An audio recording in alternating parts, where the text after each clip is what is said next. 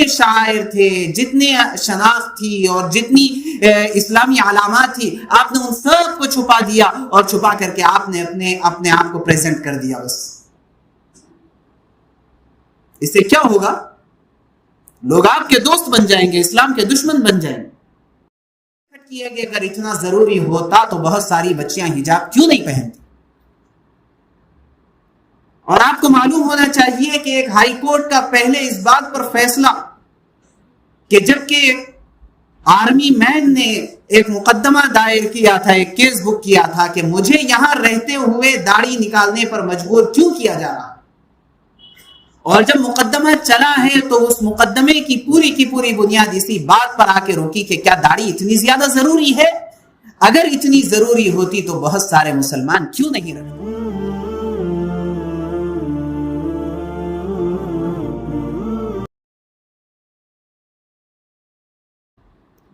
اس زمانے میں ایک ٹرینڈ چل رہا ہے،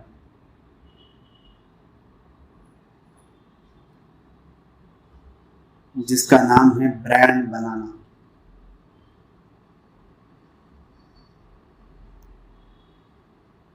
آپ جانتے ہیں کہ اس وقت صرف اسی کمپنی کی قدر ہے جس نے اپنا برانڈ ڈیولپ کیا، اور ایک کمپنی وہ ہے، ایک پرسن وہ ہے جو بہت زیادہ محنت کرتی ہو، دن رات ایک کرنے میں وہ شخصیت لگی ہوئی، لیکن اس نے اپنا نام، اپنا برانڈ، اپنی پہچان اس نے نہیں بنائی. دنیا تو بہت دور کی بات ہے، اس کے اپنے گھر میں بھی اس کی کوئی اہمیت نہیں.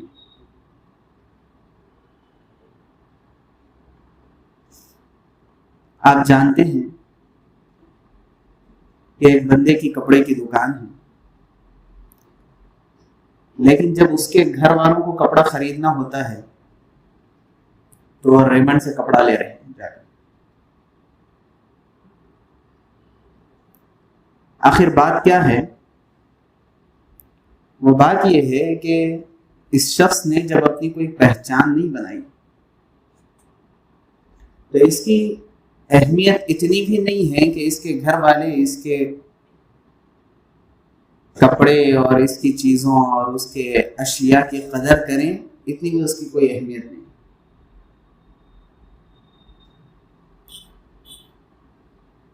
اس زمانے کے اندر اس چیز کو سمجھنا ہمارے لیے بہت آسان ہے، اور جس کا کوئی برانڈ ہوتا ہے، کوئی شناخت ہوتی ہے، کوئی آئیڈینٹی ہوتی ہے، اگر اس میں کچھ کمی بھی نکل آئے تو اس کو چھپا لیا جاتا ہے، اور وہ کمی کا بہت زیادہ پرچار نہیں ہوتا. اس کمی کی وجہ سے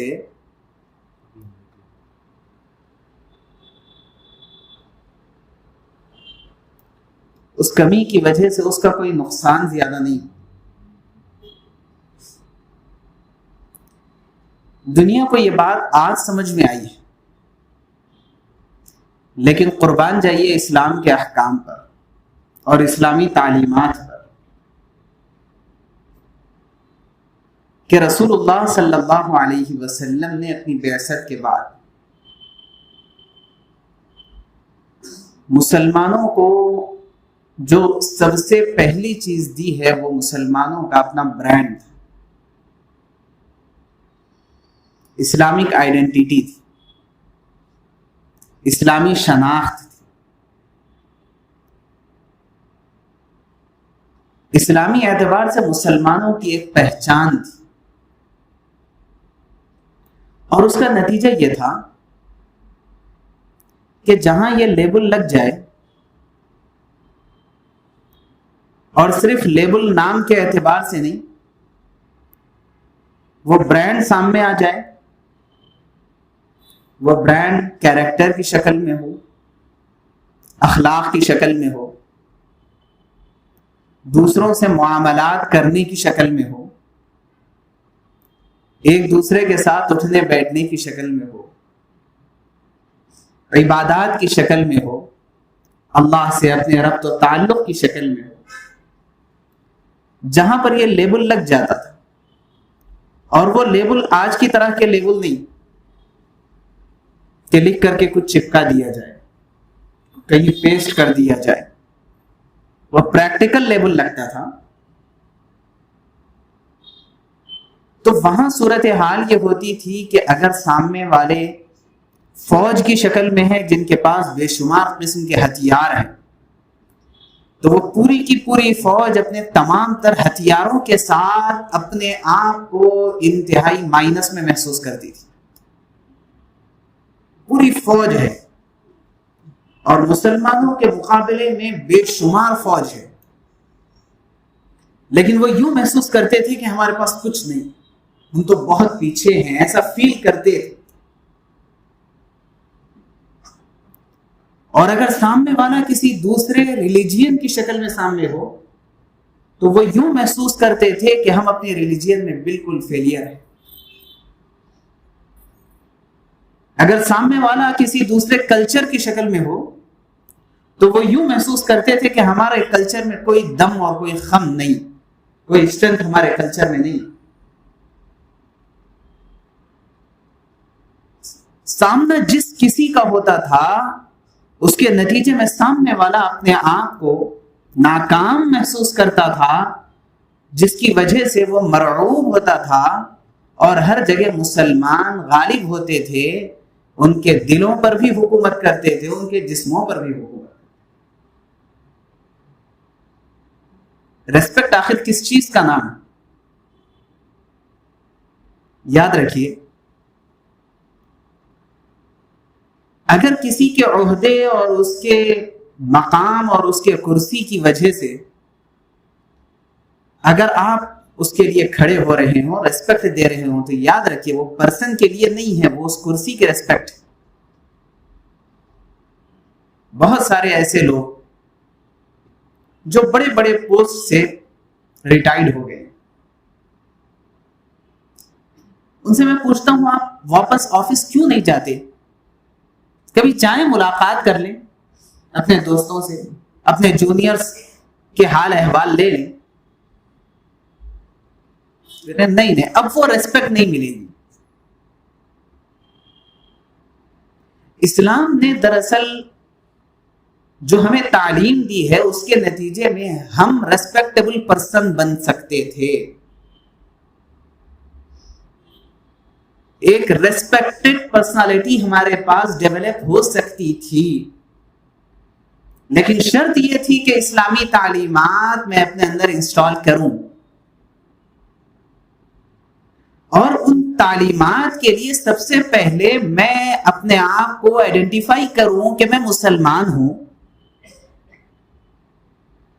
یہ کیسے ہو سکتا ہے کہ میں اپنے آپ کو چھپاتا رہوں کہ میں مسلمان نہیں، اور یہ سوچتا رہوں کہ لوگ مجھے ریسپیکٹ دیں؟ یہ کبھی بھی نہیں ہو سکتا ہے. سب سے پہلی ضرورت اس بات کی ہے کہ میں پہلے یہ آئیڈینٹیفائی کروں، میں اپنے آپ کو شو کروں کہ بھئی میں تو مسلمان ہوں، اسلام میرا ریلیجین ہے. اب اس کے بعد ہوگا کیا؟ میرے اپنے جتنے اچھے اخلاق ہے، کردار ہے، جتنی اچھائیاں میرے پاس ہے، وہ اچھائیاں نکھر کر کے آ جائیں گی. اور اگر میں اپنی اس چیز کو چھپاتا رہوں گا تو اس کے نتیجے میں کبھی بھی میں ریسپیکٹیبل پرسن نہیں بن سکتا. اسی وجہ سے کہا جاتا ہے کہ آئیڈینٹیٹی انتہائی اہم ترین اور انتہائی امپورٹنٹ چیز ہے، اور جو اپنی آئیڈینٹیٹی کو چھپائے تو بعض مواقع، بعض شعبے، بعض ڈپارٹمنٹ ایسے ہیں کہ جہاں پر یہ آئیڈینٹیٹی کو چھپانا ایک بہت بڑا جرم اور کرائم ہے. اور یہ آئیڈینٹی ایسی چیز ہے جس کی وجہ سے ہمیں بہت زبردست اسٹرینتھ اور بہت زبردست پاور ملتا ہے. تھوڑی دیر کے لیے آپ فرض کیجئے پولیس مین ہے لیکن وہ اپنے یونیفارم میں نہیں ہے.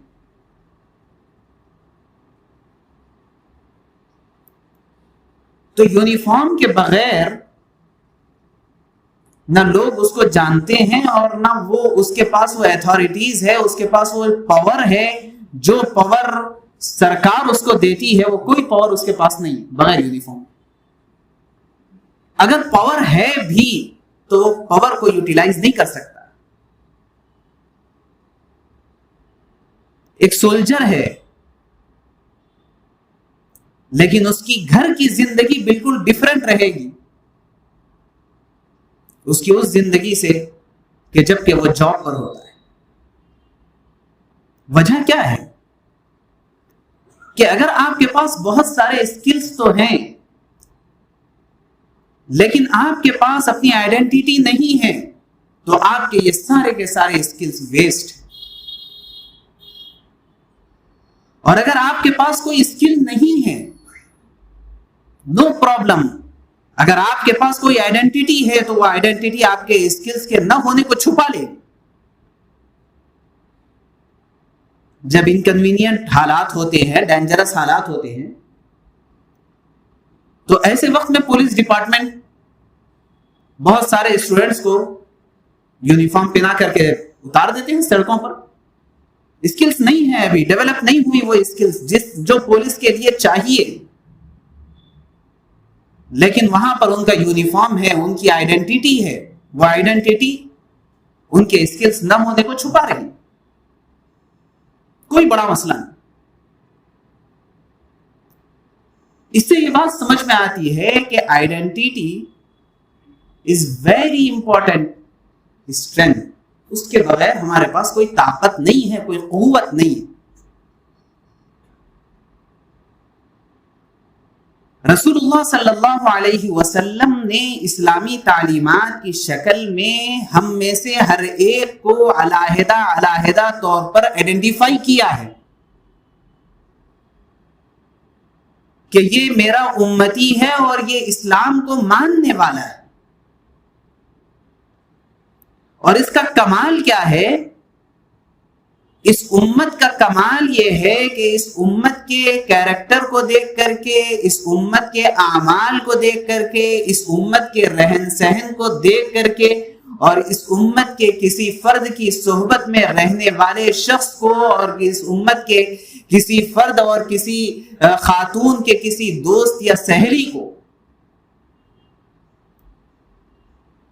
یہ فائدہ ہوتا ہے کہ وہ اس کے قریب ہو جاتے ہیں اور اس کے دین کو ماننے کے لیے وہ تیار ہو جاتے ہیں. وجہ کیا ہے کہ یہ ویری نیچرل مذہب ہے,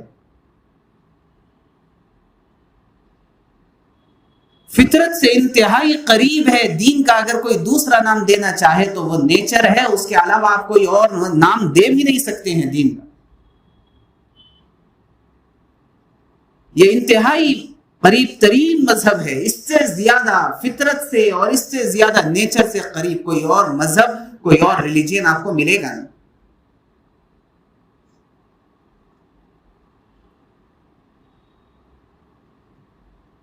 کہ ایسا نہیں ہو سکتا ہے کہ مسلمان کسی دوسری قوم کے ساتھ رہیں تو مسلمان اپنی شناخت کو, اپنی پہچان کو, اپنی آئیڈینٹی کو چھوڑ دیں اور دوسری قوم کے اندر ضم ہو جائیں. یہ آدمی حقیقت میں مسلمان نہیں ہو سکتا ہے, بلکہ مسلمان تو وہی ہے کہ جو اس کے ساتھ رہے گا اور یہ جن کے ساتھ رہے گا وہ سارے کے سارے لوگ اپنا رنگ بدل سکتے ہیں لیکن مسلمان اپنا رنگ نہیں بدل سکتا. آپ کیا سمجھتے ہیں کہ آپ کے ملک کے اندر کتنی قومیں بستی ہیں؟ ہم سمجھتے ہیں کہ ہمارے ملک میں کچھ تو کرسچن ہیں, کچھ تو سکھ بھائی ہیں اور کچھ تو ہندو ہیں اور مسلمان ہیں, اور کون ہیں؟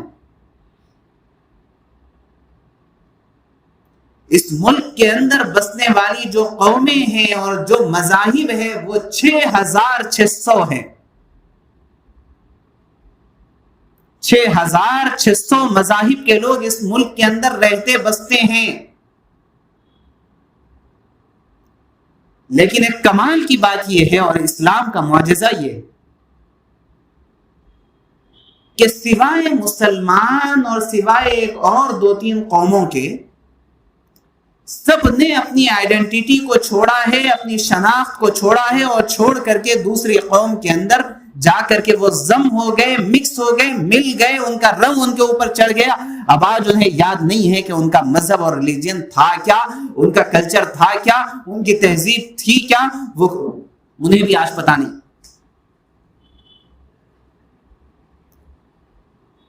کہ ہمارے ملک کے اندر جس مذہب کی دراصل حکومت ہے, اس مذہب کا ایک پلس پوائنٹ یہ ہے کہ وہ مذہب دوسروں کو اپنے اندر ضم کر لیتا ہے, ہضم کر لیتا ہے. وہ اس کا ایک پلس پوائنٹ سمجھا جا سکتا ہے. لیکن مسلمان اور اسلام کا ایک پلس پوائنٹ یہ ہے کہ اسلام کسی کے اندر ضم نہیں ہو سکتا جا کر کے. ہاں, اسلام کا کوئی فرد یہاں سے نکلے اور وہاں جا کر کے ضم ہو جائے, وہ ایک الگ بات ہے. لیکن بحیثیت ایک نیشن کے مسلمان کسی دوسرے مذہب میں جا کر کے ضم نہیں ہو سکتے ہیں. یہی تو وجہ ہے کہ بہت کوششیں اس بات کی جا رہی ہے کہ یکساں سول کوڈ نافذ ہو جائے. اس بات کی کوشش کی جا رہی ہے کہ ان کی اپنی شناخت ختم ہو جائے. ایسی جو چیزیں ہیں جس سے یہ علیحدہ دکھ کر کے آتے ہیں وہ چیزیں ختم ہو جائے. وجہ کیا ہے کہ انہوں نے سمجھا ہے اور انہوں نے جانا ہے اور انہیں اس بات پر یقین ہے کہ یہ جو آئیڈینٹی ہے, یہ آئیڈینٹی کے اندر بہت زیادہ پاور ہے, اگرچہ کہ ہماری آئیڈینٹی کے اندر کتنا پاور ہے یہ ہمیں پتہ نہیں. آج ہماری بہت ساری بہنیں آواز بلند کر رہی ہیں, نعرہ لگا رہی ہے کہ حجاب ہماری آئیڈینٹی ہے. اور ہم صرف اتنا نہیں کہتے ہیں کہ حجاب آپ کی آئیڈینٹی ہے, بلکہ ہم یہ کہتے ہیں کہ حجاب آپ کے باڈی پارٹس میں سے ایک پارٹ ہے. لیکن یہاں ہم سب کو جو سمجھنے کی ضرورت ہے وہ سمجھنے کی ضرورت یہ ہے کہ میرے عزیزوں, میرے بھائیوں, میرے دوستوں, کہ آہستہ آہستہ اس بات کی کوشش کی جا رہی ہے کہ ہماری شناخت ہم چھوڑ دیں. اور بہت سی مرتبہ ہم نے بہت ساری شناخت کو چھوڑا ہے صرف دوسروں کو راضی کرنے کے لیے, اور ہمیں اندازہ نہیں ہے کہ ہم نے کتنی بڑی غلطی کر لی. بہت ساری چند چیزیں رہ گئی تھی, اس کو بھی چاہتے ہیں کہ وہ چیزیں ختم کی جائیں. یہ آج ہمارے لیے جاگنے کا وقت ہے, آج ہمارے آنکھ کھلنے کا وقت ہے, اور آج ہمیں بیدار ہونے کی ضرورت ہے کہ آخر ہمیں کس رخ پر لے جایا جا رہا ہے, اور اس رخ کے اوپر کتنا آگے تک ہم جا چکے ہیں. اگرچہ کہ اب ہم نیند سے بیدار ہوئے, لیکن اب ہمیں بیک آنا ضروری ہے.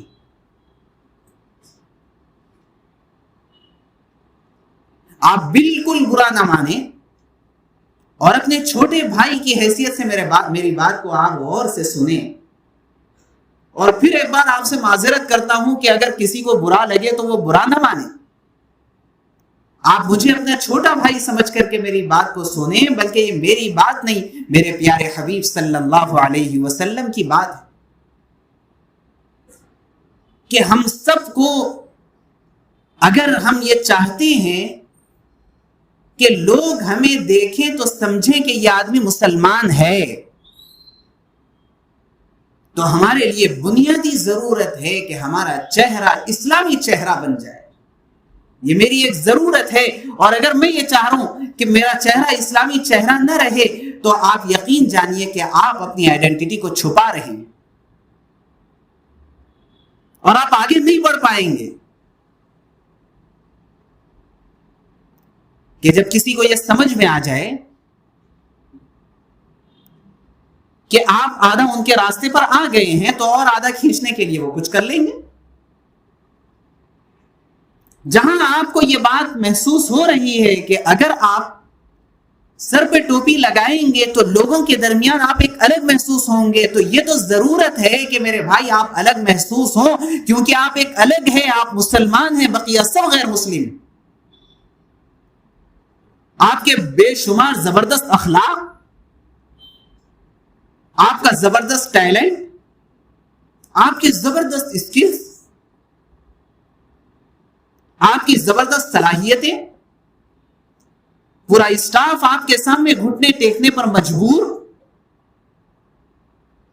لیکن اس کے باوجود آپ نے صرف اتنا سوچا ہے کہ میرا نام بن جائے لیکن میرے ذریعے سے اسلام کا کوئی فائدہ نہ ہو، تو میرے بھائی یہ بہت زیادہ اسلام کے ساتھ غداری۔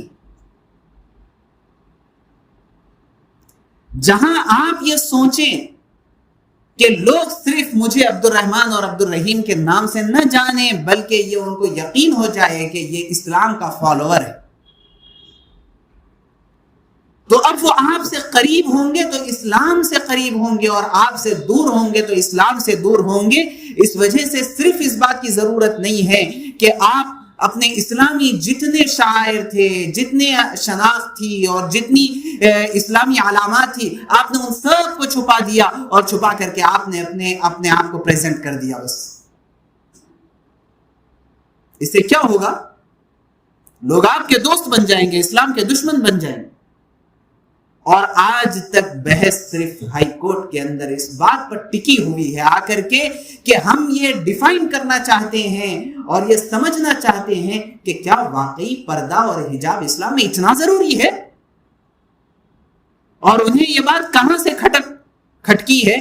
یہ بات یہاں سے کھٹکی ہے کہ اگر اتنا ضروری ہوتا تو بہت ساری بچیاں حجاب کیوں نہیں پہنتی؟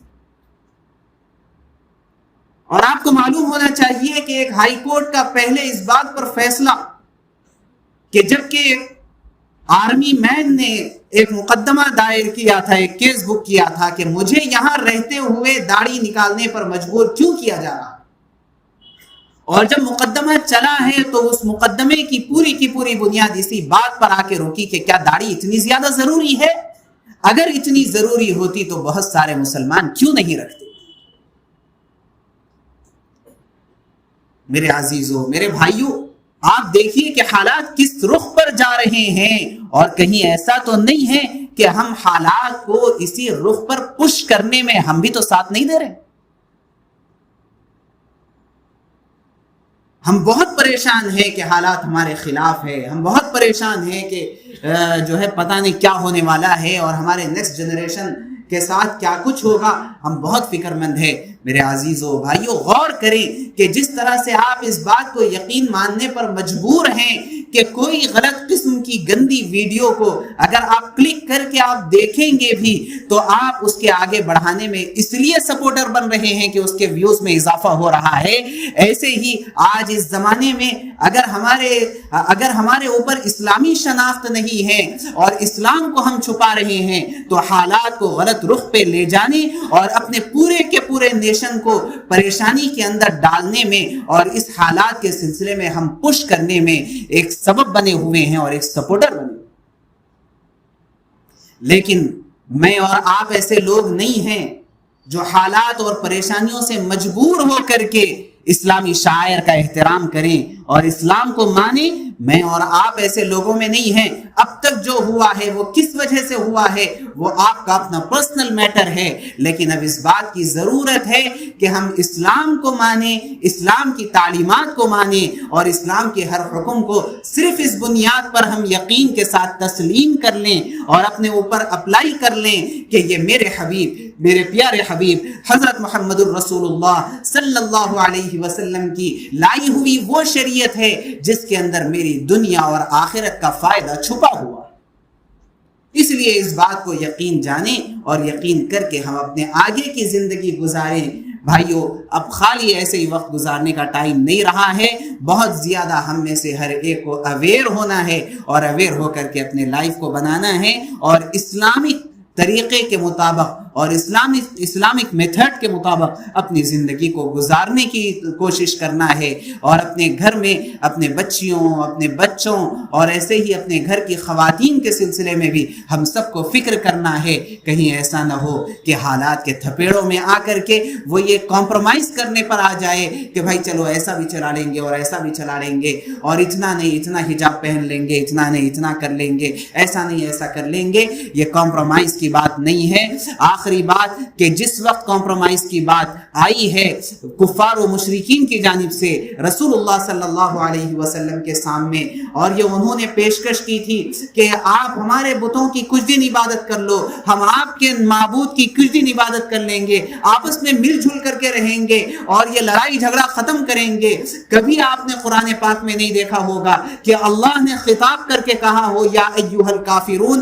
صرف ایک جگہ جہاں کفار سے خطاب کرنا ہوتا ہے اللہ فرماتے ہیں یا ایھا الناس، جہاں ایمان والوں سے خطاب کرنا ہوتا ہے اللہ فرماتے ہیں یا ایھا الذین آمنوا۔ لیکن جب یہ کمپرومائز کی بات آئی اس وقت اللہ تبارک و تعالیٰ نے اپنے حبیب صلی اللہ علیہ وسلم کو حکم دیا، اے نبی کہہ دیجئے قل یا ایھا الکافرون، اے کافرو آج یہ اعلان سن لو کہ کبھی کمپرومائز نہیں ہوگا، تمہارے معبودوں کی تم عبادت کرو، ہم اپنے معبود کی عبادت کریں گے۔ ایسا نہیں ہو سکتا ہے کہ ایمان اور کفر کے معاملے میں مل جل کر کے ہم زندگی گزاریں، دین اور مذہب کے معاملے میں کسی کو مداخلت کرنے دیں، ایسا بالکل بھی نہیں ہو سکتا ہے۔